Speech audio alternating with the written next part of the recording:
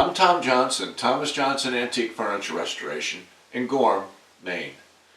This is a nice little chest of drawers, or what I hope will be a nice little chest of drawers. This piece was found by the side of the road in the rain. This piece is, I'm going to say, is from about 1830. It's late Sheraton, although it doesn't look like what we would traditionally call a Sheraton piece of furniture. But you can see the transition here from Sheraton to American Empire, especially with the book-matched flame-figured mahogany. And it's missing its legs. We'll have to make new legs, see what we can get out of it. There's plenty of veneer missing, the banding along the edges. You can see that the veneer on the drawer fronts is really bad.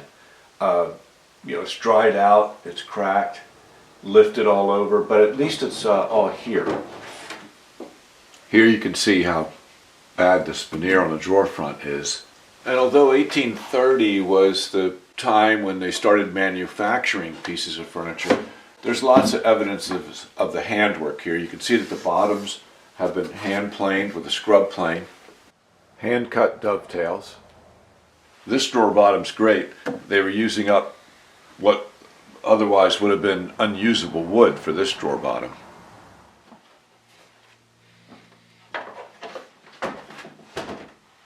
This bottom of the piece gives us some clues as to what was going on here. It seems like the legs may have been forcibly removed.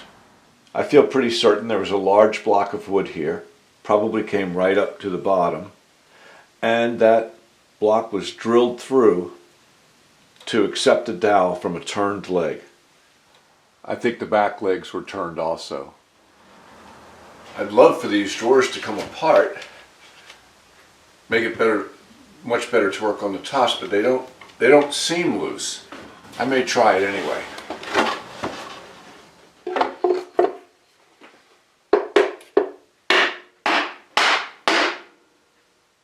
I think they'll come apart. I would have been surprised if they had not. First, I'll take the bottom out.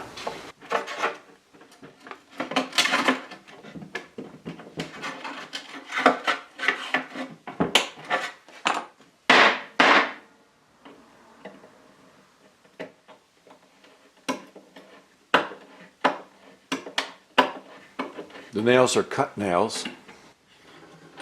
Looking at the heads, I'm going to guess these heads are machine made, and that's the right time period for this cabinet.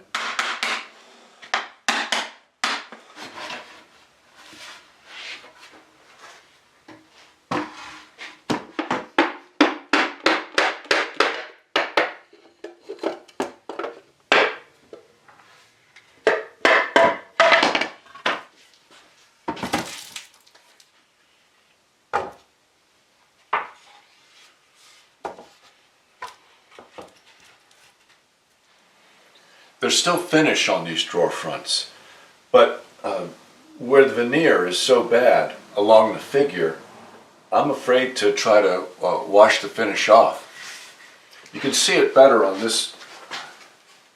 This is the second drawer, but you can see how delicate and brittle the veneer is on this one a lot better. So what I'm going to do is remove the lock and the escutcheon.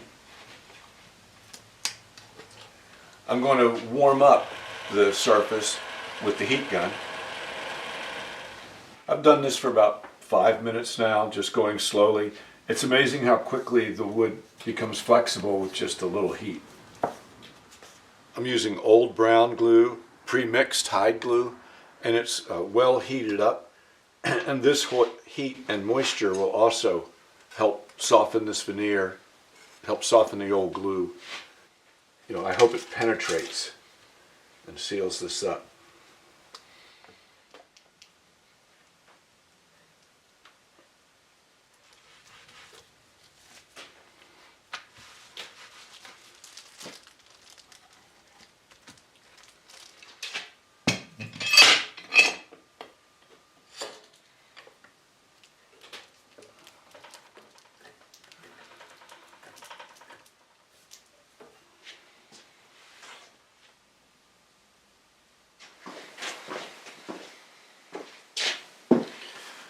Okay, let's see what we got.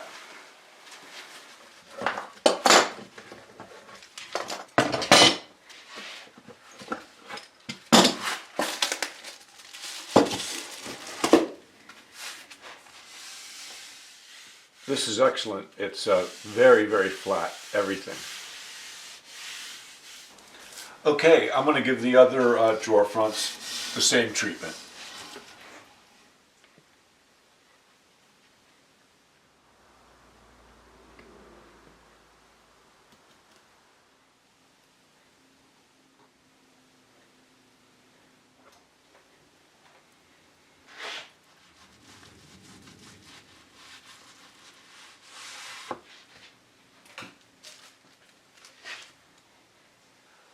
While I'm waiting for that glue to dry, I flip the case forward, taking the back off.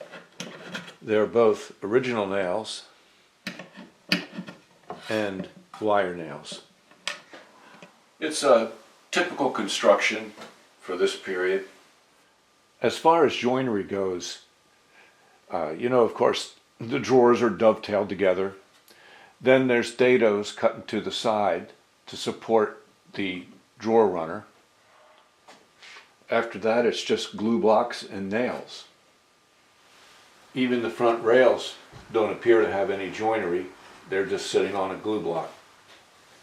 Maybe that tells us something about the period when this was made. It may or may not have been made in a factory per se, but definitely in a shop where they were beginning to see the value in ramping up production a bit. I'm definitely not going to take this apart. I'm going to glue as needed, but I think it's time to address the issue of the feet.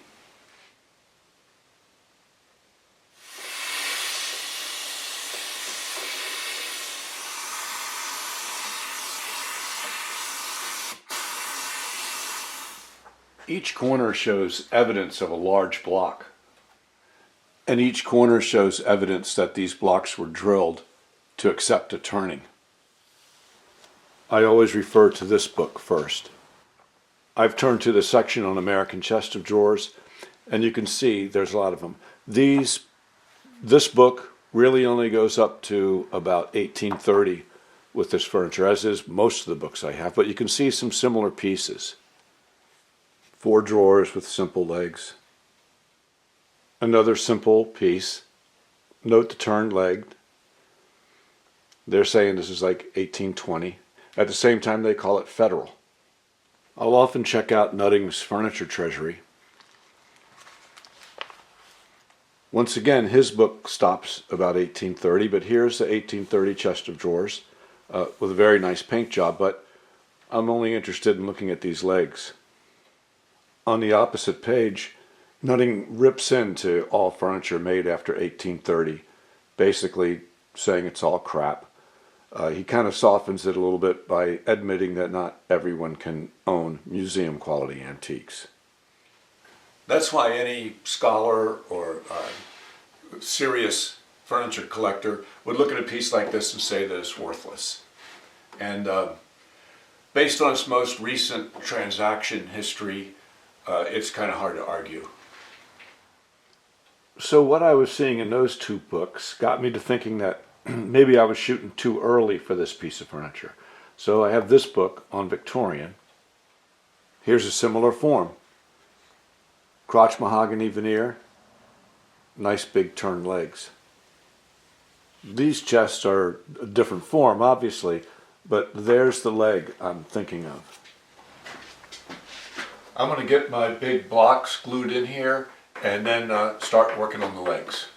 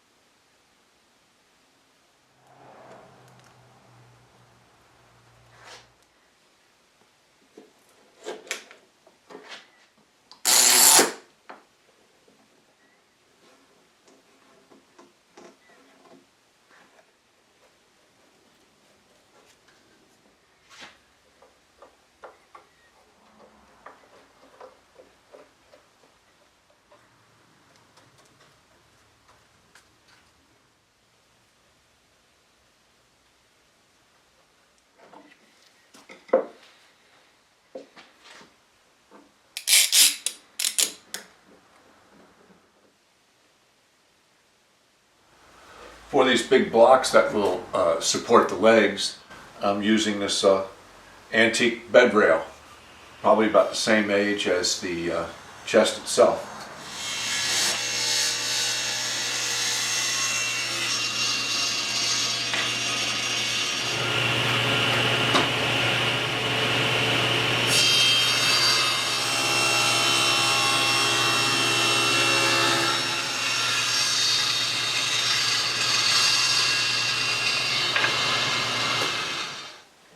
Okay, I'm about to glue my blocks in here, but for the final fitting, I'm going to use clamps and pull this whole case together. You can see this space here.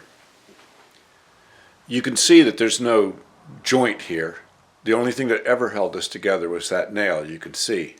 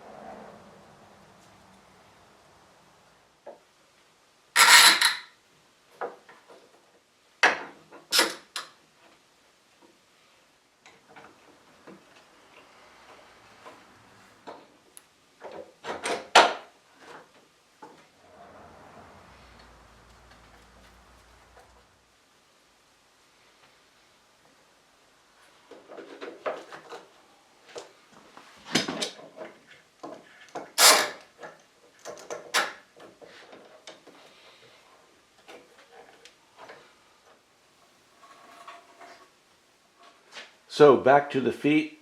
After looking at all my anything I could find in my books showing these short turned feet, I came up with my own design, most similar to this foot here. I wanted to limit it to 6 inches. Maybe this could be a little fatter right here. I'll decide as I'm turning.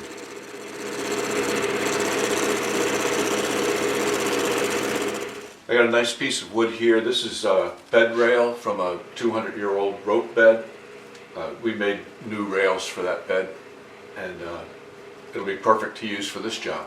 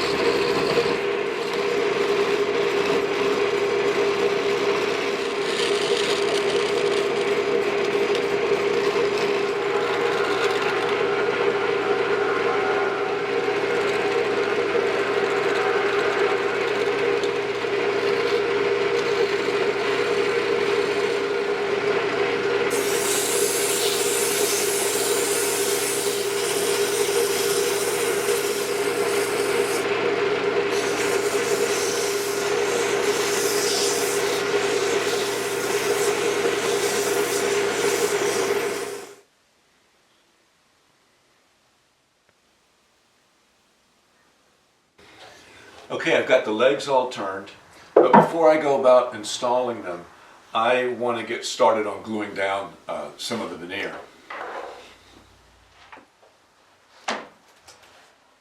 I was surprised to find that the sides were veneered. Okay, I think I've got a clamping arrangement set up. It's really cold outside. It's cold in the shop today. I'm going to spend about 5 minutes heating this up as much as I can with the heat gun.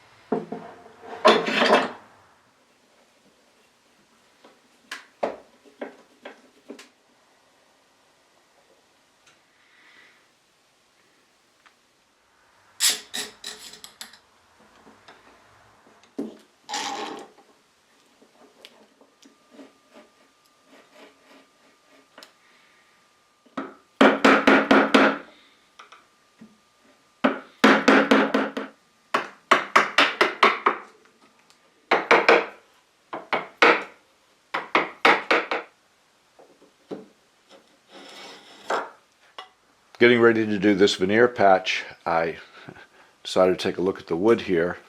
I was just sort of assuming all along it was mahogany, but in fact it's walnut.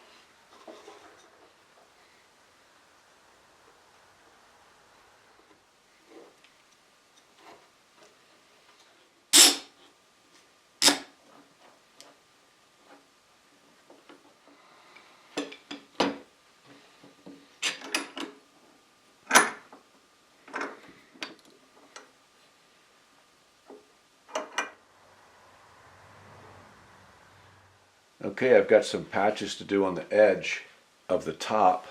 Let's figure out what that veneer is. This is acetone. Yeah, I'm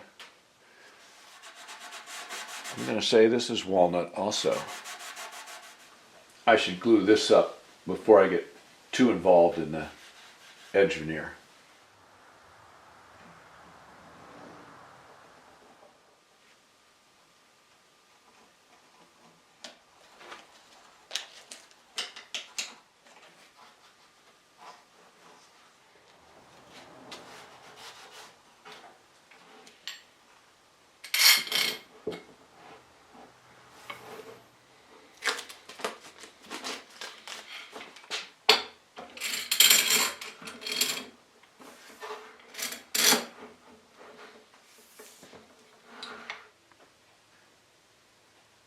Luckily, I've got some nice old walnut here that came off some job. I don't remember the piece.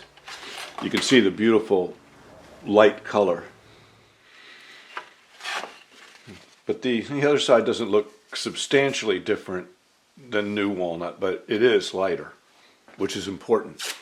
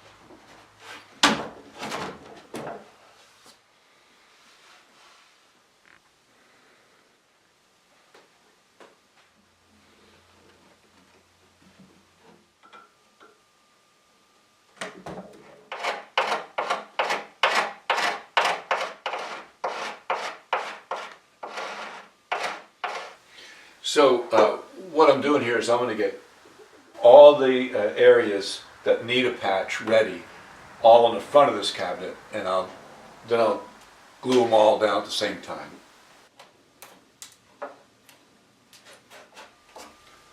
Okay, I feel like I'm ready to start gluing down the veneer.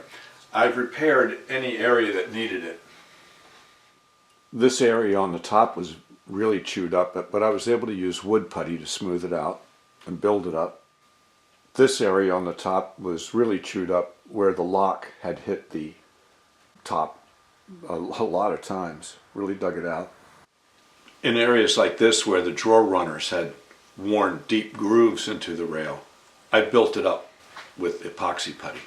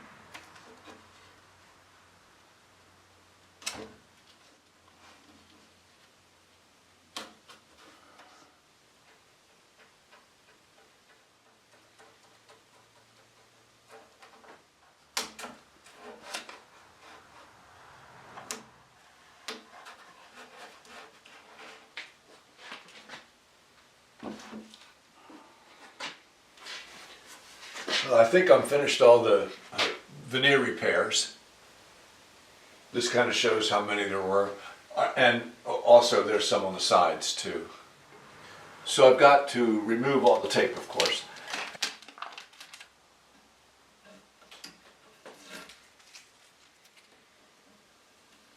And then I'm going to fill all these little chips with Fama wood, and then I'll sand. In the meantime, I had off camera, I've been gluing up the drawers.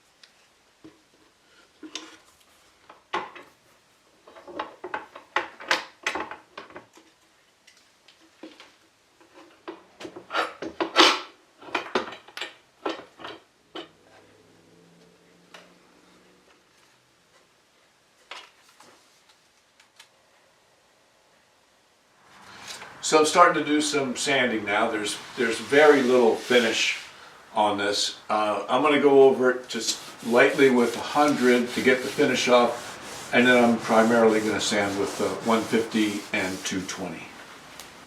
With the drawer fronts, slightly different routine.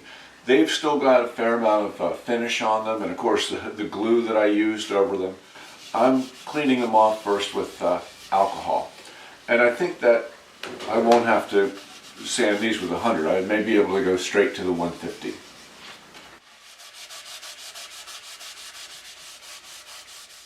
I'm going to try just sanding with 150 by hand.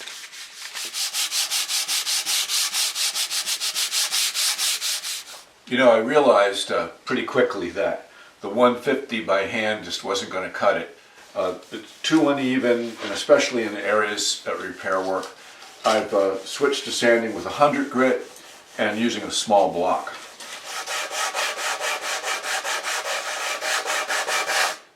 I don't like sanding with 100, but I really needed to in this case. But by sanding by hand with this block, I'm able to control it and just sand as much as necessary till I get to the point where I can switch back to 150. And on a job like this, you're always going to find more loose veneer.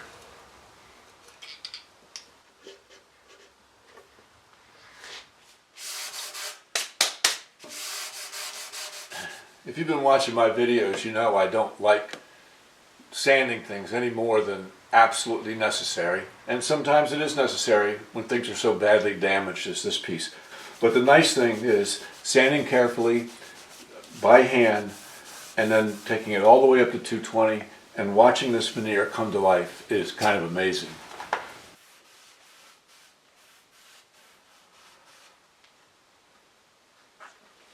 I've got quite a few places where I use putty I want to touch up before the first coat. I'm using a Mohawk Ultra Stain. It's a dye stain, medium walnut, and I've thinned out at least 50-50 with alcohol.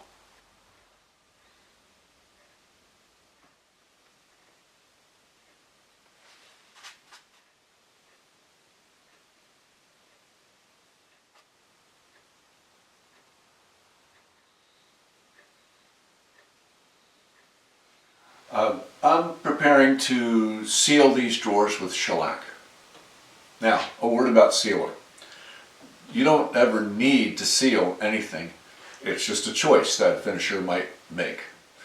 I like this, what they call universal sanding sealer, 100% wax-free shellac, is a really good product. Shellac is very fast drying, so the solvents don't penetrate much and draw out the contaminants, and it flashes off quickly, so it's felt that it can seal in some of those contaminants. I'm using shellac I mixed from flakes, and the reason I'm using it on this piece as a sealer is I don't want the piece to be real dark, and I'm adding, this is very yellow shellac. You can see the flakes here. And here it is, mixed in alcohol. I'll use Waterlock's tung oil varnish for the top coats, and you can see that that's a much darker amber color. And another reason for the shellac is that I also am going to finish the drawer boxes themselves. This dress will be used for clothing. I want the inside of the drawers to be nice and clean. I'm going to spray the shellac. Shellac dries really fast, and to do these drawers, it's just better. But I'll brush the varnish.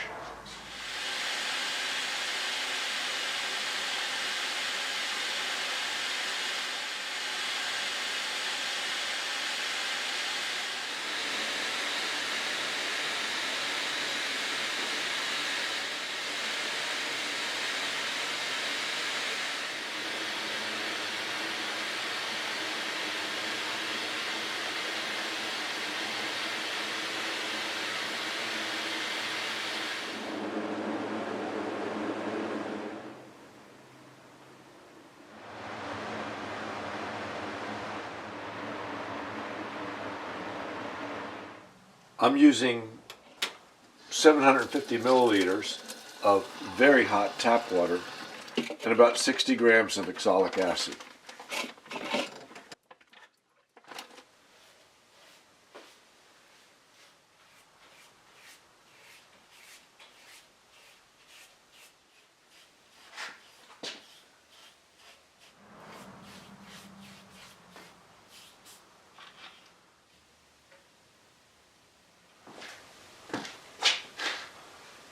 All right, I've let this dry overnight, and now I want to give it a good rinsing with lots of clear cold water.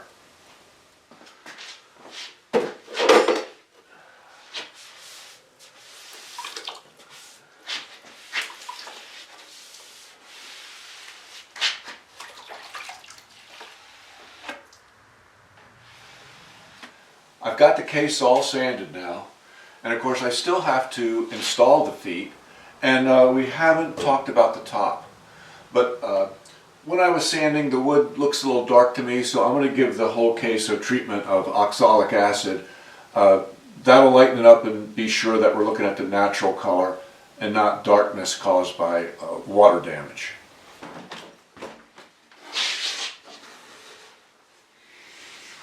Okay, the case looks good. You know, this whole time I've been working on this piece, I keep looking at this top. There's something about it. The top has always looked like just this really lousy piece of pine, but there was something about the grain that was bothering me.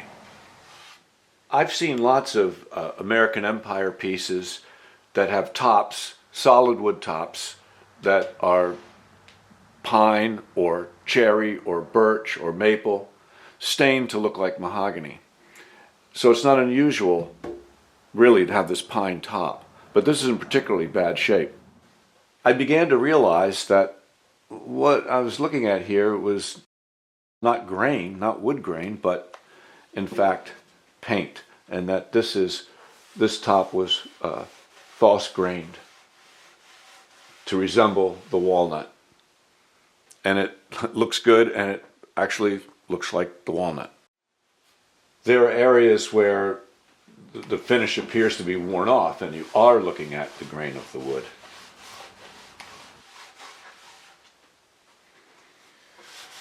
So I really like the top, and I'm very happy to keep this piece as original as possible. And I'm just going to give it a coat of shellac along with the rest of the piece, and then I'm going to varnish it. Okay, now for the feet.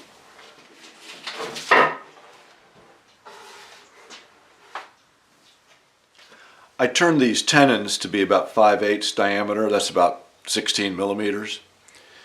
And I took a block of wood, drilled the same size hole, took a compass, made a circle, same diameter as this. Then I can line these edges up with the edge of the cabinet, clamp the block into place, and I can drill.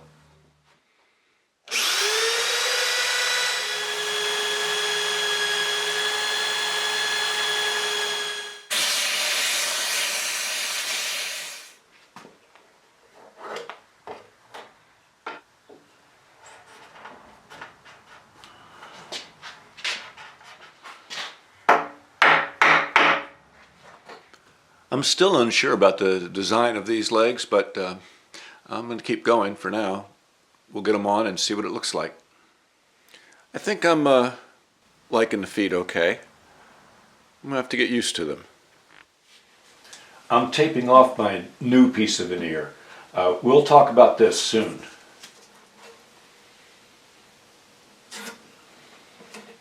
Just as with the drawers, I'm going to give the case and the top a coat of shellac.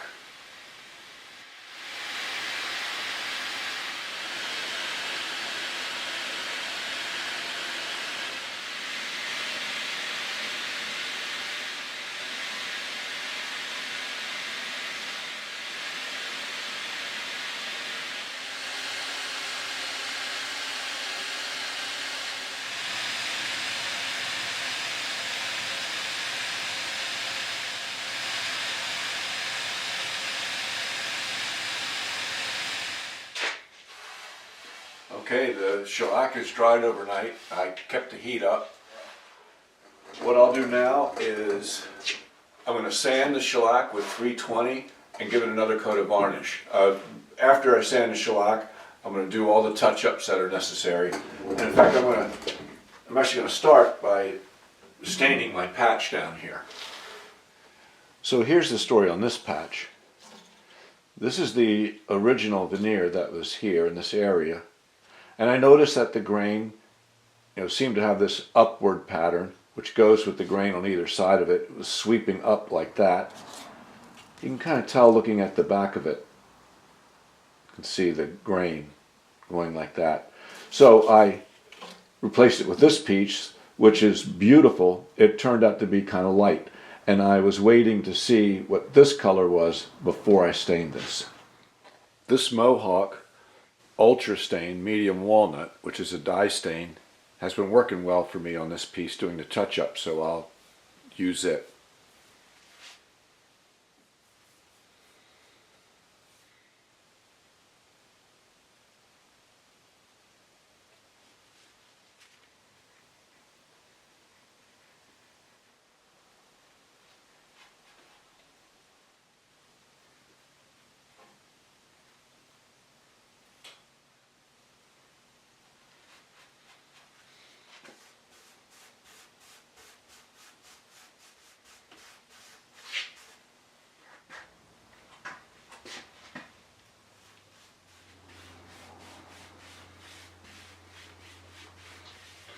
Okay, I'm ready to brush a coat of the tung oil varnish on the case and drawer fronts.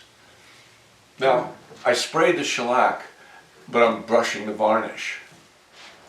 I sprayed the shellac because I wanted a nice, light, even coat, and also because this cabinet's going to be holding clothing, I also shellacked the inside of the drawer boxes.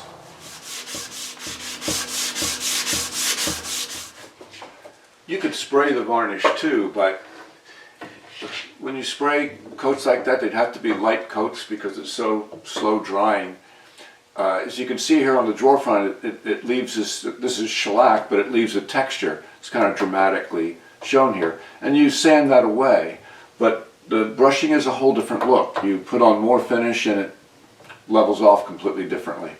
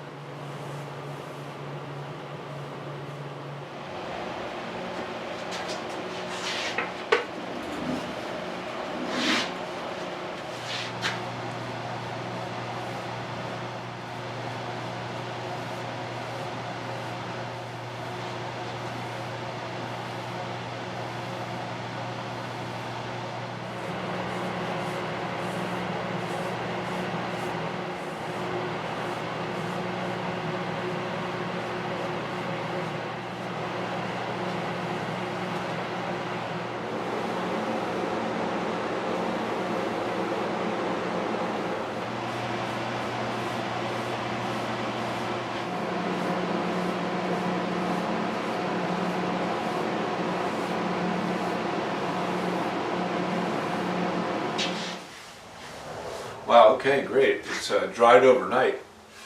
Everything's dried beautifully. I'm kind of hoping it might just need one more coat. So what I'll do is I'm going to go over it very quickly with 320 and a Scotch-Brite pad.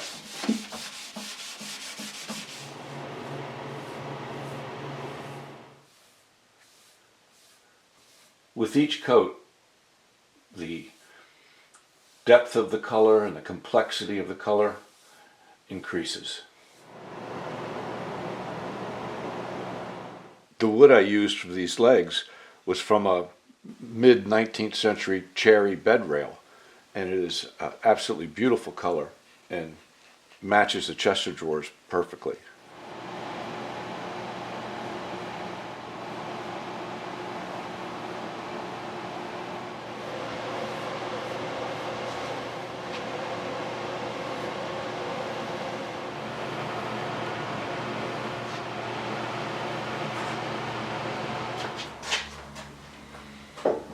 Wow. Everything looks really good. It's a nice low luster. I didn't want to make this thing look too fancy. And so I'm just going to go over it kind of quickly, really, with the Howard's Feed and Wax Polish and 4/0 steel wool. Just smooth it out a little bit. It's got just little nits, and I will assemble it.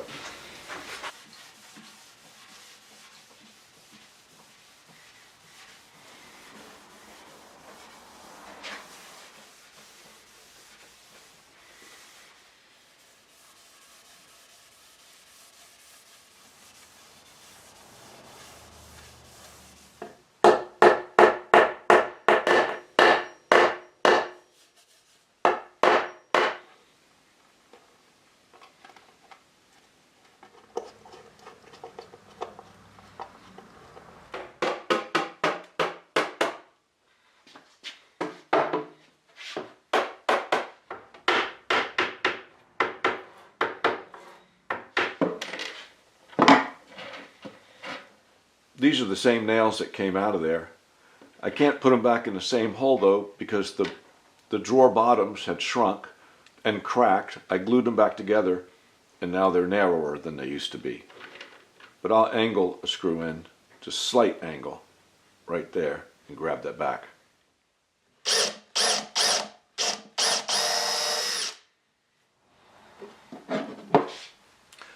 This is the type of cut nail used after 1810.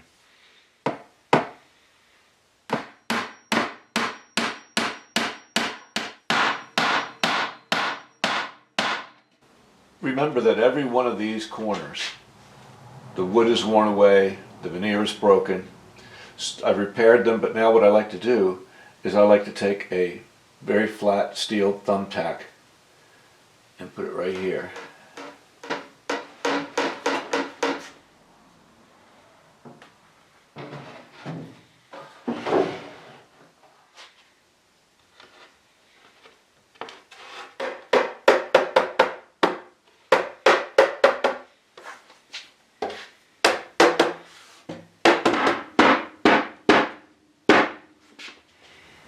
That's got to be the coolest drawer bottom ever. Well, there you have it. A really nice 19th century chest of drawers. When I first saw it, I thought it was American Empire because of this figure, very early American Empire. But it's walnut. It's got these rounded corners. That may indicate a little bit later. I'll just say 1830 to 1850. It needed a lot of work. I think it looks pretty good.